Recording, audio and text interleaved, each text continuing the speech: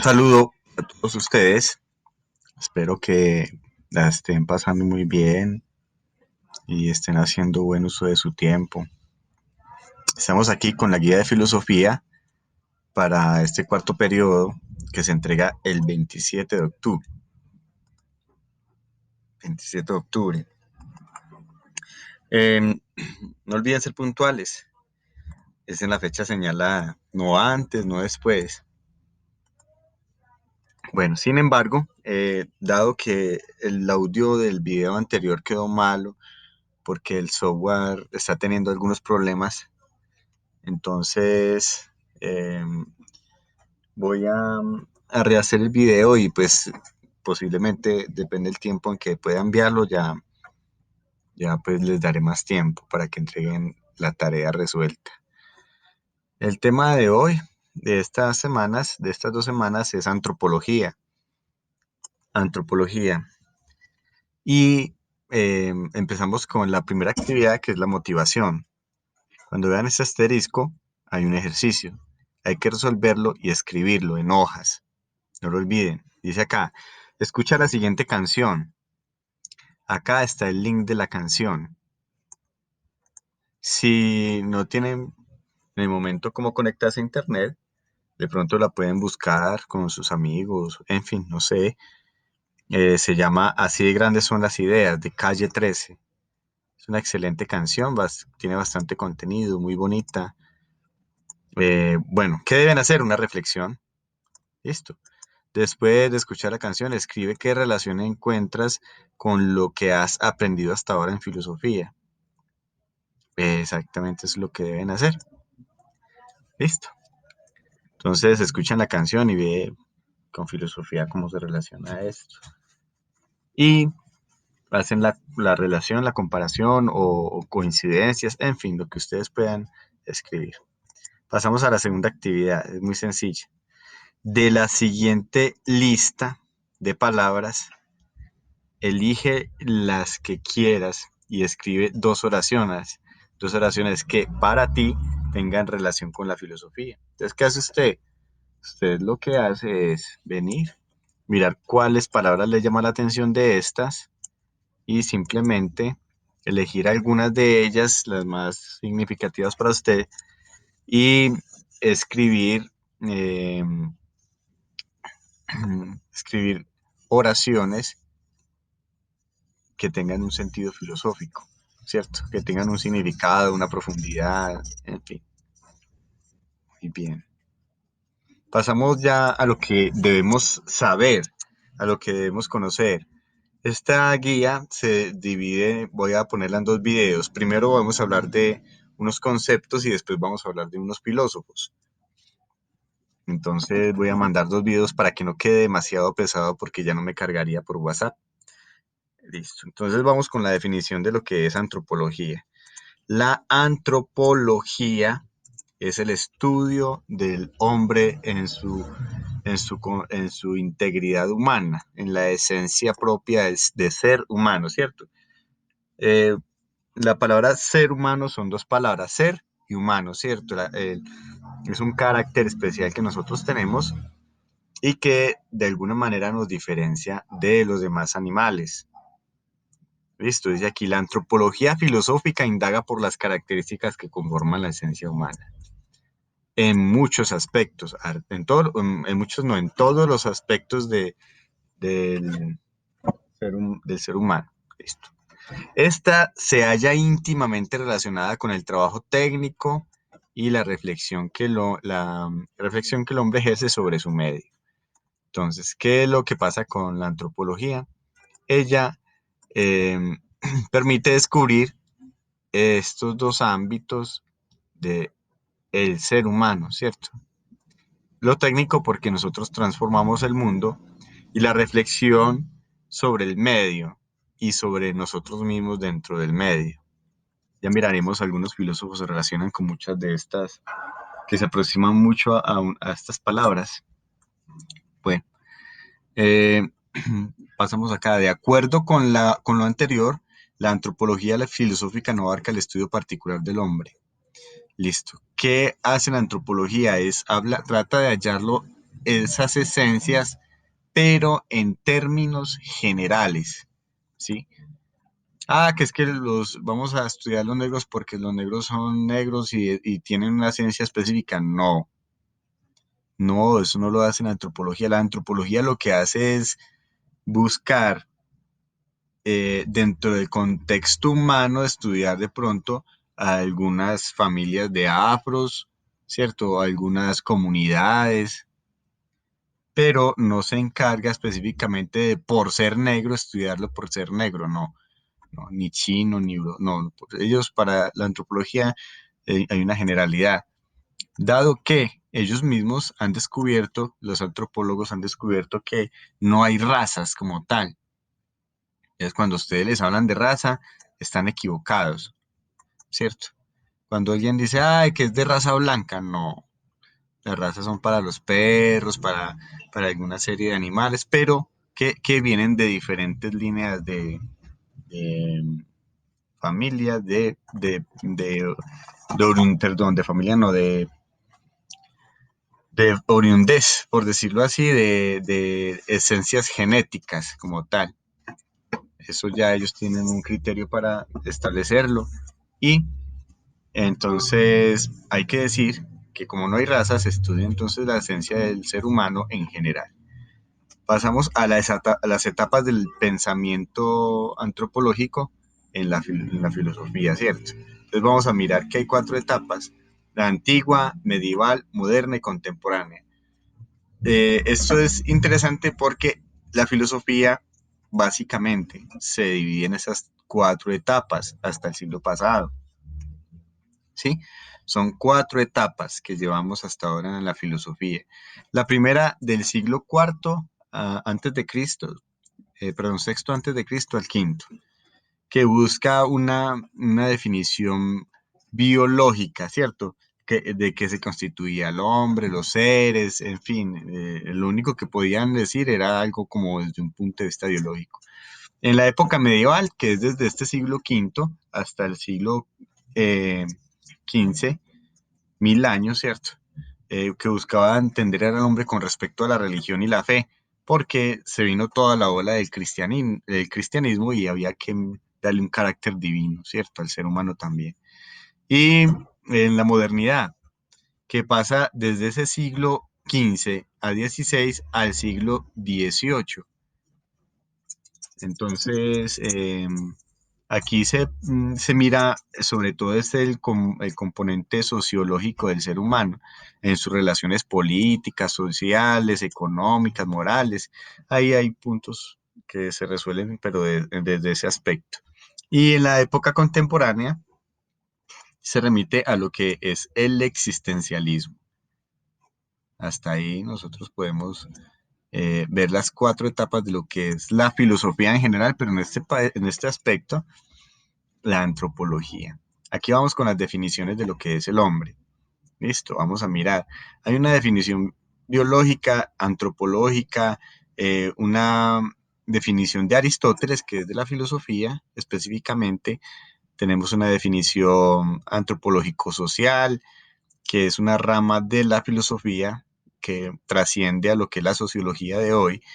Tenemos una definición filosófica de Kant, tenemos una definición religiosa y por último, por último no, una existencialista y una poética. Ahí termina, ¿cierto? Entonces, poética porque es desde el sentimiento de un escritor, ¿cierto? De un poeta, en este caso se llama Rolando Barrios. Tenemos una definición desde el existencialismo, eh, y así sucesivamente. Vamos a echarle una mirada a algunas de ellas por lo menos. ¿Qué esperan ustedes en una definición biológica?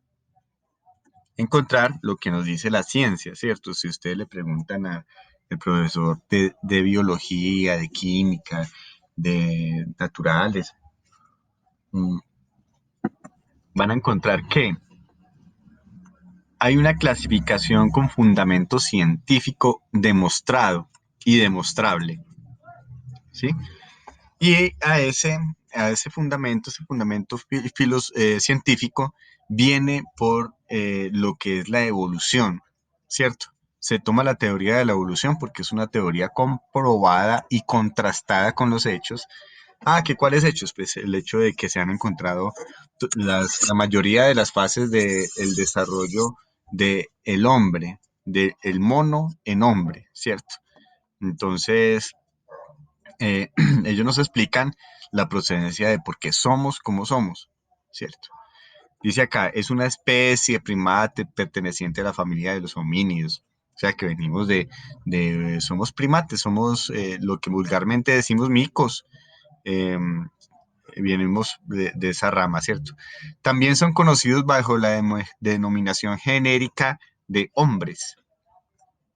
Se va a discutir, pues, de alguna manera que la palabra hombres eh, pertenece a una mala redacción, porque hombres se volvió el término masculino para definir al macho. Y, y el término real debe ser humano, ¿cierto? Ser humano, que es el término general para describir hombres y mujeres. Bueno, aunque ese término es ambiguo, se usa también para referirse a los individuos del sexo masculino y en particular a los varones adultos. Los seres humanos poseen capacidades mentales que les permiten inventar, aprender, etcétera, etcétera, todo, ¿cierto? Lingüístico, lógico, matemático, ciencia, arte, bueno, todo lo que los ámbitos del hombre se descubren a través de eso. Y como se me está acabando la batería, tengo que conectar un poco esto, me permite.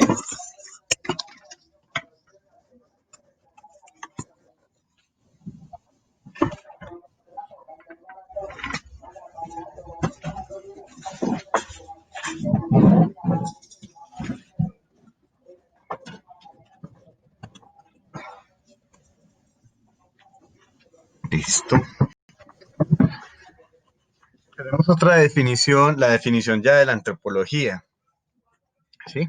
Y la labor es que ustedes lean cada uno de estos puntos que están desarrollados acá. Dice acá, el término humano se usa para hacer referencia a los únicos seres vivos que han desarrollado ciertas características tales como el raciocinio, el lenguaje oral, escrito, la postura bípeda y la convivencia en complejas estructuras sociales. Nosotros los seres humanos, hay que anotar que no dejamos de ser básicos, instintivos, ¿cierto? Y más adelante vamos a mirarlo con la teoría de Freud, por ejemplo, ¿sí? O con la misma definición de Aristóteles, donde el carácter de los seres humanos, además de ser instintivo, pues tiene y que no va a dejar de ser instintivo, tiene el gran desarrollo de estas cosas tan complejas como el que nos ha permitido el raciocinio. ¿Listo? ¿Qué decía Aristóteles? Aristóteles ah, dice que el hombre es una sustancia, ¿cierto? Es una sustancia que tiene alma, que la sustancia es alma y la sustancia es cuerpo. Es una única sustancia, o sea, que somos únicos específicamente. Eh, y que esta sustancia, sí, nosotros como seres humanos tenemos algo que se llama el alma vegetativa, ¿sí? Que se encarga de la nutrición y la generación, o sea, de lo que es ya el movimiento del cuerpo, ¿cierto? La funcionalidad. Tenemos otra cosa que se llama el alma sensitiva, y esta rige las funciones, el movimiento y la sensibilidad. Y tenemos también el alma intelectiva, que es la que se encarga del pensamiento y de la voluntad. O sea, esta es la que domina todas las otras dos almas, o sí, almas, ¿cierto? Almas que son las que habitan o de la que está constituido el alma y el cuerpo, que son una sola sustancia en Aristóteles. Eso es lo que hay que decir de Aristóteles con relación al hombre. Más adelante está especificado también. De definición antropológico-social. Específicamente ella se encarga de mirar las relaciones que hay, o sea, ya es la sociología en sí, perdón, eh, pero mirado como el hombre dentro de un estado, dentro de una sociedad, ¿cierto? Dentro de una serie de relaciones ya de intercambio de la burguesía, ¿cierto? Desde que nació la burguesía, desde que nació la complejidad del desarrollo económico y social, nace ese estudio del hombre en esa manera de verlo socialmente, ¿cierto? Por esa necesidad. Pasamos a otra definición. Esta de pronto puede resultarles un poco más compleja, sin embargo, este filósofo lo van a ver luego, eh, y dice así, Kant. Kant piensa que el ser humano tiene en su mente, ¿cierto? Tiene una mente que es su interior y tiene el mundo externo, pero esta mente está dotada de una capacidad eh, de poner raciocinio y una serie de categorías, una serie de, mm, de cosas, ¿cierto? De determinaciones a lo que viene por medio de los sentidos, a toda esa información. Entonces, usted ve, oye, siente el mundo externo, pero a ese mundo externo usted le va poniendo lo que hay en su mente, ¿cierto? Una serie de categorizaciones que están preconcebidas, ¿cierto? Entonces, por eso él dice que hay una estructura a priori. Esa estructura a priori es la que hay en su mente y que le permite elaborar juicios partiendo de lo que ya viene del mundo externo, ¿cierto? De lo que han captado los sentidos. Entonces, para Kant, el mundo, pues el hombre es un ser dotado de razón. ¿Listo? Capaz de conocer la realidad por medio de dicha capacidad, un ser emancipado de un ser superior, secularizado y libre de ataduras de la ignorancia. Quiere decir Kant que nosotros somos capaces de, de razonar suficientemente, ¿sí? Y que no dependemos de un Dios, un ser superior para poder hacerlo. O sea, que estamos secularizados. Secularizado quiere decir que está libre de toda las cosas religiosas o divinas, ¿cierto? No tiene ataduras y está libre de ataduras de ignorancia. ¿Por qué de ignorancia? Porque si somos capaces de razonar, somos capaces de obrar como debe de ser, porque el intelecto nos va a permitir llegar hasta el conocimiento o a las acciones correctas que debe tener el ser humano. Bueno, después tenemos una definición religiosa. Aquí van a citar dos filósofos que es eh, Santo Tomás, San Agustín, y en la religión, básicamente lo que se trata es de establecer al hombre desde lo que es la Biblia, ¿cierto? Y de hecho aquí están citados algunos de los de las partes de la Biblia que hablan de la creación, ¿cierto? Y ya ustedes tendrán un criterio para saber si esto puede ser cierto o no, o de qué manera pueden entenderlo también, ¿sí? Bueno, pasamos entonces, ustedes se encargan de hacer la lectura de esa parte, pasamos a lo que es el existencialismo, que es la definición más contemporánea que tenemos nosotros acerca del hombre. Y dice acá, el ser humano y la libertad en el pensamiento de Sartre distingue Sartre en el mundo dos tipos de realidades o entes, los que son en sí y los que son para sí. Listo. Aquí hablan de un señor que se llama Sartre. Sartre fue un filósofo, ganó el premio Nobel y este filósofo escribió un documento, un libro en el que habla acerca de lo que es el hombre realmente. El hombre es una conglomeración o una creación. El hombre es el mundo que lo rodea prácticamente, ¿cierto? Entonces, todos esos hechos que lo están afectando a él es la composición de lo que es el hombre en sí. O sea, con, todos los hechos conforman su existencia, para ser más claros. Dice acá, entre estos últimos se encuentran los seres humanos. Vamos a ver qué es ser para sí, ¿cierto?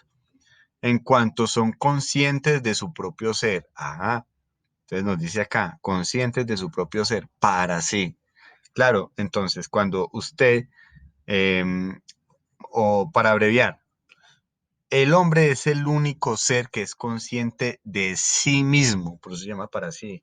Entonces, la conciencia que usted tiene hace que usted se mire a sí mismo y reflexione sobre sí mismo con respecto al mundo, ya que el mundo es el que hace la existencia suya también, ¿cierto? Es el que está haciendo su existencia. Entonces, cuando usted reflexiona sobre sí mismo, de alguna manera está reflexionando sobre cómo lo ha afectado el mundo a usted, ¿cierto? Porque los ocho lo conforman.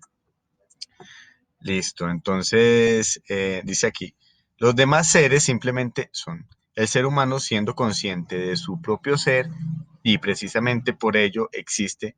¿Cuál es, puede el ser humano, el ser del ser para sí? Bueno, el ser del ser humano es la nada. Listo. ¿Qué pasa con la nada? Aquí mencionan algo complejo y espero que lo puedan entender. Este concepto del existencialismo es para mucho más tiempo, ¿cierto? Pero sin embargo, acá vamos a mencionar solamente el concepto. La nada, ¿cuál es el propósito del ser humano? La nada, ¿cierto? ¿Por qué? Dice el ser. ¿Cuál es, pues, el ser del ser humano, el ser del para sí? Simplemente el hecho de que esas cosas que lo afectan y que hacen del mundo, ¿cierto? El mundo de uno, ¿sí? Porque los hechos del mundo son lo que constituyen el ser humano. Realmente el ser humano no tiene una especificación de, de tener un propósito que sea más divino o que sea más trascendental. En otro momento vamos a desarrollar un poco mejor esta definición de lo que es el existencialismo en Sartre. Jean-Paul Sartre, un francés. Bueno, pasamos a la definición poética. Aquí hay una poesía bastante interesante de Rolando Barrios. Ustedes se encargan de leerla. Y vamos a pasar a lo que es el hombre en la filosofía.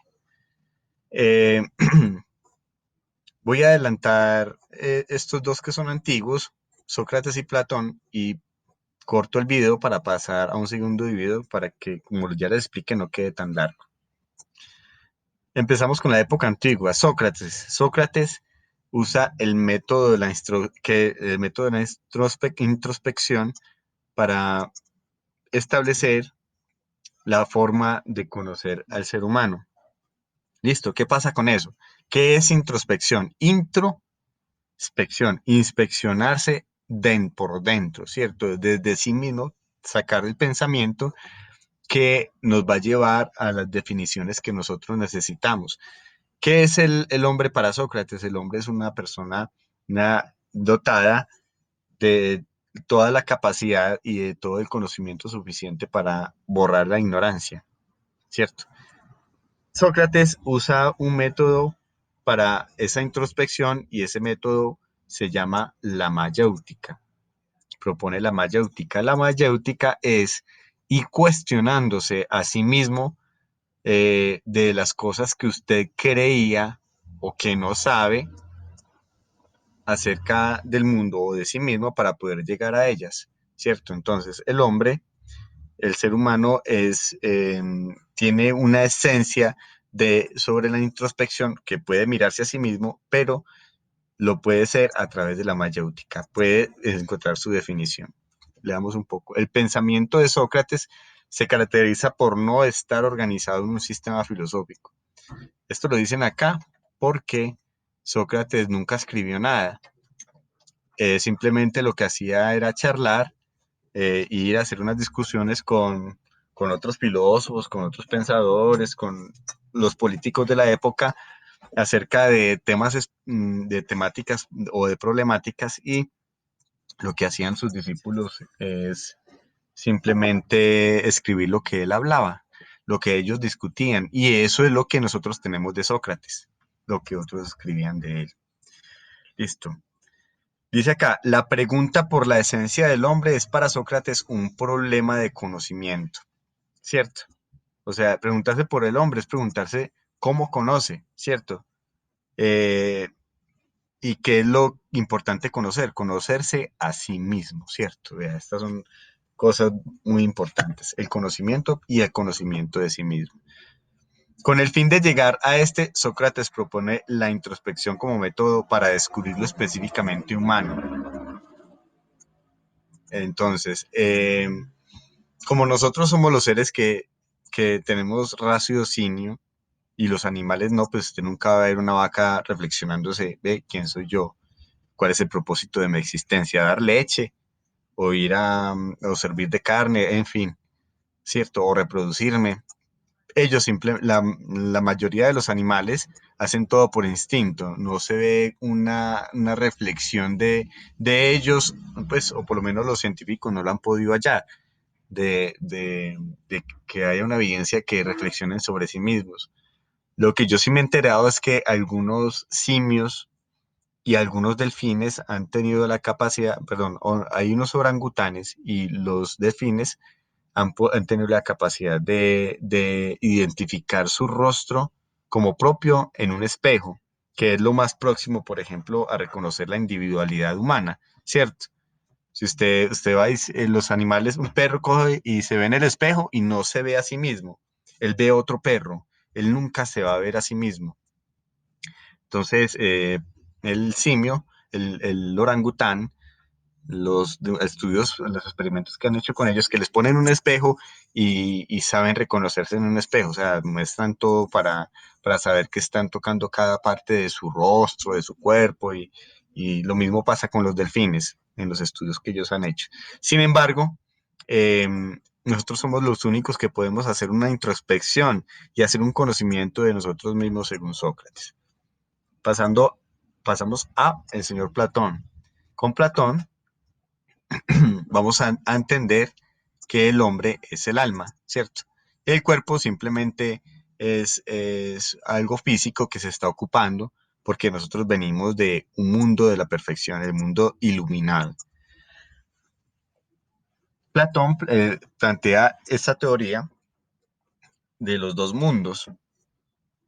Aquí no está explicada, pero sí la menciono, que hay dos mundos. El mundo en el que nosotros vivimos, que es el mundo de las sensaciones, que es el mundo físico, ¿cierto?